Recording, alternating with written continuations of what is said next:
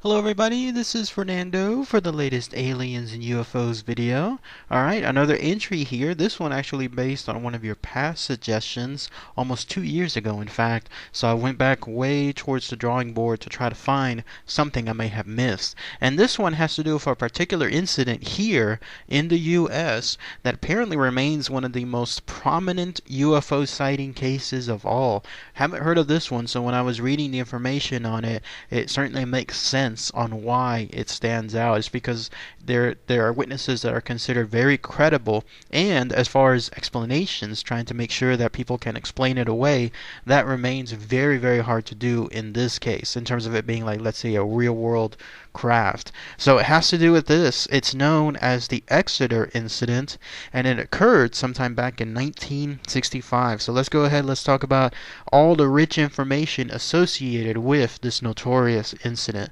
So what was this Exeter Incident?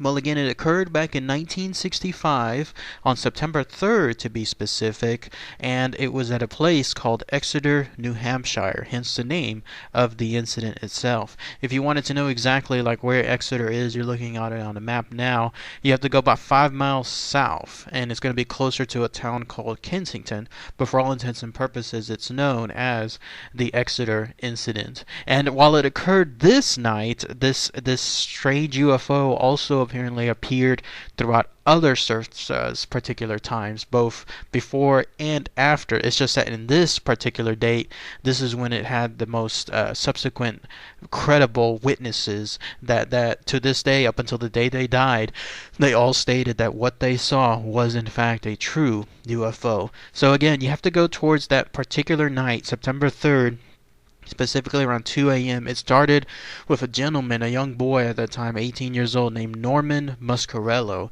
He was someone that was just walking down the highway, Highway 150, going back towards his home after he was visiting his girlfriend at her parents' home.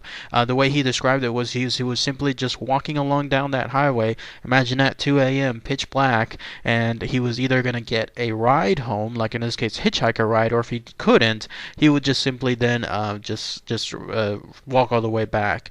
But as he was doing so, and he was coming across a farmhouse, in this case belonging to a family called the Dining family, he noticed that there was this strange thing that was illuminating the woods nearby. The way he described it was there was 5 flashing red lights near some nearby woods, and these lights were so strong it actually illuminated both the woods that it was hovering by and then also that farmhouse, the one again associated with the Dining family. Now, nobody was at that home at that time. He didn't know that, but nobody was at the home at that time. Otherwise, those lights would have probably drawn someone out. But as he was watching these lights, it seemed like whatever was in this spacecraft, this UFO craft, also seemed to be watching him, because these lights and the things that they were attached to suddenly started moving towards him. And then clearly, of course, him being 18 years old, seeing something like this for the first time, and then also again being out in the middle of practically nowhere, just by himself, no traffic around, just pitch blackness. Imagine again a highway during that time period at 2 a.m. and you get the idea of how isolating it can be. He became so terrified that he immediately just dived into a ditch, just hoping for the best at that point. Sure enough, these lights, they must have realized that it was not going to be worth the trouble, this UFO, whatever it was, and so it moved a little bit closer, but then it moved back, like it actually went back straight towards the farmhouse that it was inspecting earlier, and then it went back into the woods altogether. And so once this guy Muscarello found it a good point, a safe point to get up, he ran towards that farmhouse, again not knowing that nobody was home at that time, kept pounding on the door trying to call for help. And then when he saw that no one was coming out, then he decided that the next course of action was to try to get help from the road. So he ran down the highway, probably away from that location of wherever the UFO went into the woods, and trying to see if he could find the next car. And then sure enough, a little bit time later, there was a car that came down the road. He purposely got in front of the road itself to make sure that they could see him, and then he was able to flag it down, force it to stop, and then he explained to the couple what had happened. They saw what an agitated state he was, and so they took him to the nearest police station, which was there in Exeter.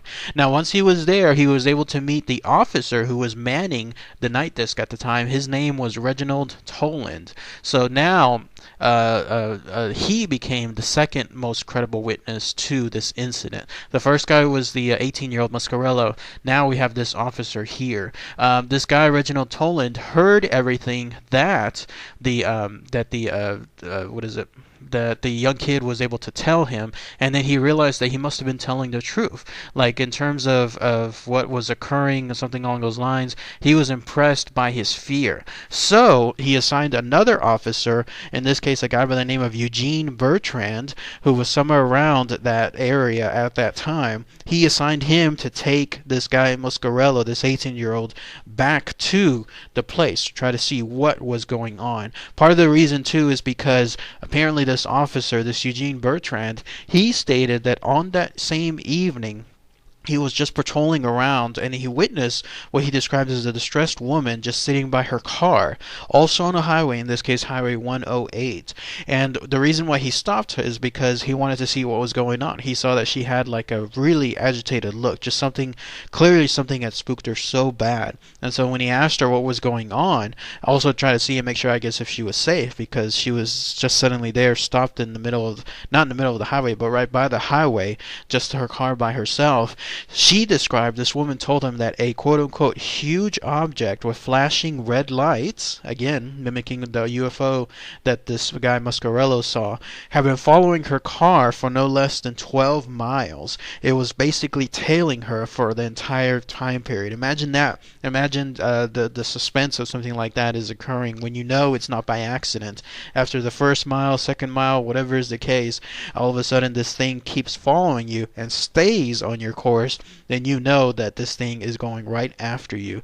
And after some time over, it actually hovered over a car before it just flew straight away. And that's when this guy, the police officer Eugene Bertrand Jr., came across her and took down her information. He didn't really consider it too much at that time, because the way he described her, it seemed like she was just off her rocker, just something that maybe something was not all right in her. But he did stay over 15 minutes, and then that's when he resumed his driving. So then when he was called to escort this guy Muscarello back to the scene, then he knew that something else must be up. For the same situation to happen, this time to a different person, then he wanted to investigate it as well. So now you have a second officer, in this case a second credible witness for this encounter. So this police officer Bertrand drove Muscarello back to the sighting. They got to their car, they stopped, they got out, and when they left the car, they walked specifically towards the woods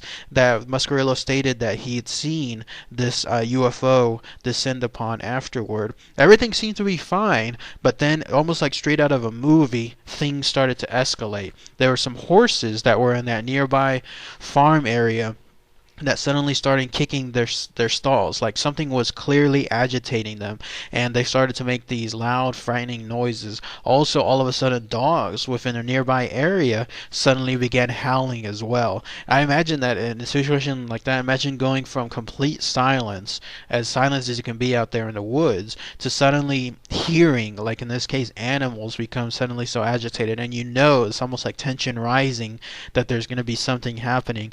Sure enough, it did, because out of the woods came that very same UFO, the one that Muscarello saw earlier. But this time, the officer Bertrand was able to see it as well. This is the way he described it. He said it was this huge dark object, almost as big as a barn over there. In other words, describing the dining barn that I was mentioning earlier.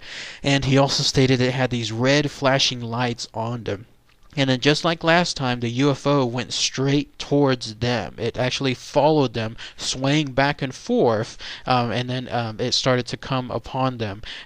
Bertrand used some of his officer training to try to draw his pistol. Like, he actually aimed his pistol at the UFO, but then he realized that that was not going to be much good considering what he was seeing at that time. So, instead, he grabbed the 18-year-old. They both ran back to the patrol car, and then that's when he radioed in another officer for assistance, a guy by the name, a policeman of David Hunt. And then there they were, just waiting for the second officer to arrive while this object still hovered near their area.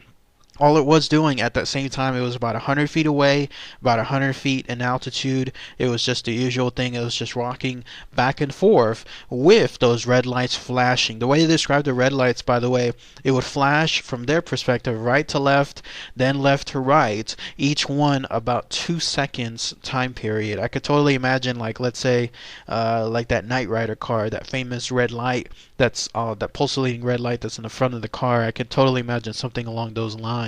And while this is all happening, those same animals that were making all that ruckus beforehand, they were still going bonkers. They were still absolutely just going haywire at what was occurring.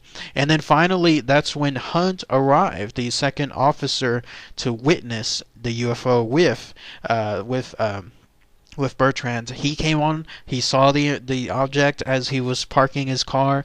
When he arrived, they all got together, and then that's when this UFO object wisely decided to fly away right back into the woods. It just simply disappeared somewhere out there in the woods, and that was the last that they saw of it. But now you had two police officers and Muscarello, the 18-year-old, who had all seen it multiple times, in this case with Muscarello, and then for the first times with Officer Bertrand and Officer Hunt. Interestingly, though, shortly time right after that this thing moved away, it wasn't by coincidence, because it seemed like it sensed the approaching aircraft of a B-47 bomber. The Officer Hunt stated that he soon saw this B-47 bomber fly directly towards the path of the UFO, wherever it went. So clearly this UFO sensed whatever it had, radar, whatever was the case, it knew that there was something approaching, and so that's why it went away. And then afterward, that's when the B-47 bomber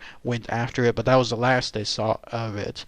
So with regards to their sightings, they decided to report it to a local journalist. There was a guy by the name of John G. Fuller who had a magazine called Saturday Review. He went there to Exeter. He went to investigate. He tried to interview as much people as possible who have witnessed these lights. There were other people. There was a senior there in Exeter High School who said that about 2 to 3 weeks after the sighting, that's when he saw it as well, along with his mother and aunt. There was another person that saw it as well.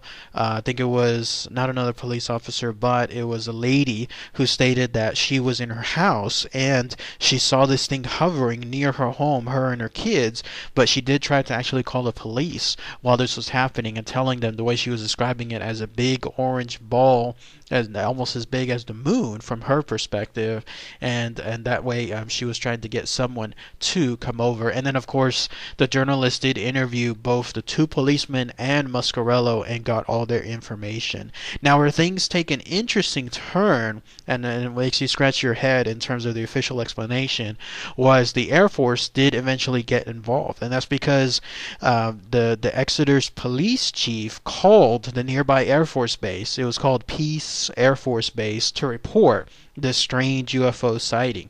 And so the Air Force responded by sending two people. There was a Major David Griffin and then a Lieutenant Alan Brandt. They came over to try to assess the situation. At first, they kind of told them up front, don't mention anything to the press, but it was already too late considering the interview that they gave to the reporter John Fuller. So they went then about their own investigation. They tried to see what was happening. They visited the area. They even reported this information to Project Blue Book. If you've heard of that, I'm sure you have. The official research group, as official as it gets within the Air Force when it came to studying these UFO reports.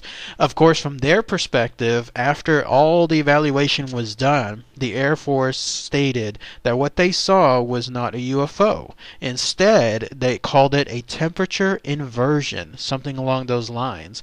And on top of that, they stated that there was some official SAC NORAD training mission that was active on that very same night. And so what they were witnessing was just some aircraft from that operation, because there were apparently about 5 B-47 aircraft flying around that area.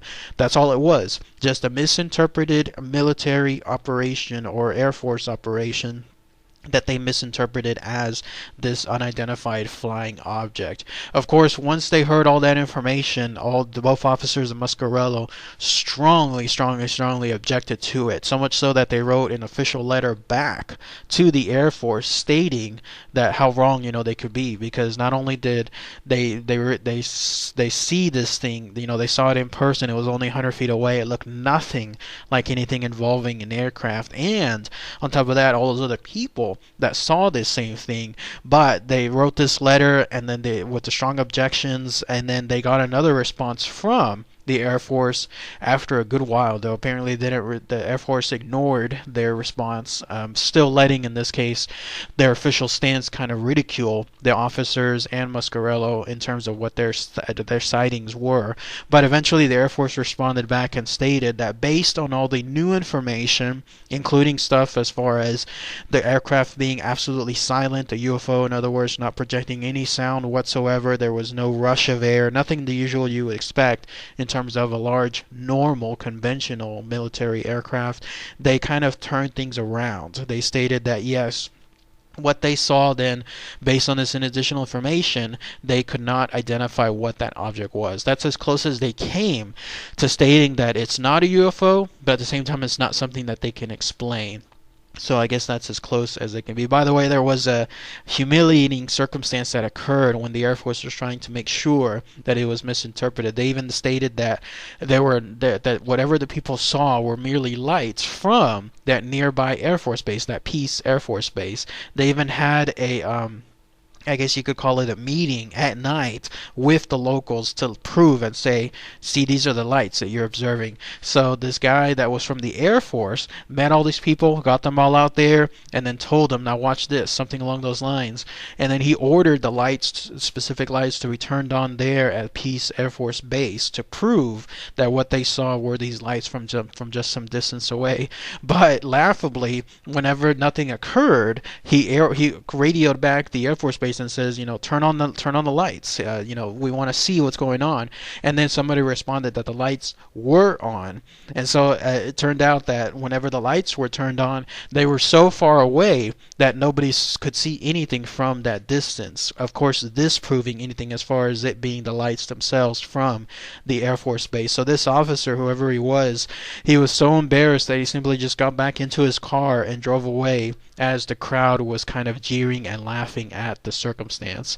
But that's it. That's pretty much all the info associated with the Exeter incident. Again, considered one of the most prominent cases in UFO history because you have two police officers and the young boy seeing all of this in person, and then you have witnesses from some of the people, normal civilians, seeing this as well. And then you have the aftermath of the Air Force Base trying to make sure that no, this can be explained away, and then failing in it afterwards. So very, very fascinating information. To the day they died, Officer Bertrand died in 98, Officer Hunt in 2011, and then I believe it was Muscarello that died in 2003. They all pretty much went to the grave stating that what they saw was 100% true. It was indeed a UFO. So, but if anyone has any more information, anything else I might have missed, please post those comments below. It'd be great to hear. Interesting thing also is that this incident has become so popularized there in that area that there's an annual convention to this very day.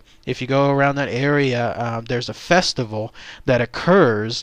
I think it started in 2010, and I think it goes on an annual basis, but it's basically set up as a fundraiser for some charities, and people just gather there and they talk about the experience. Maybe some people place their own sightings as well, like describe what they saw maybe in past in more recent years, whatever is the case. But it still goes to show that in that area it still remains a very local legend. So alright everybody, thanks again as always, take care.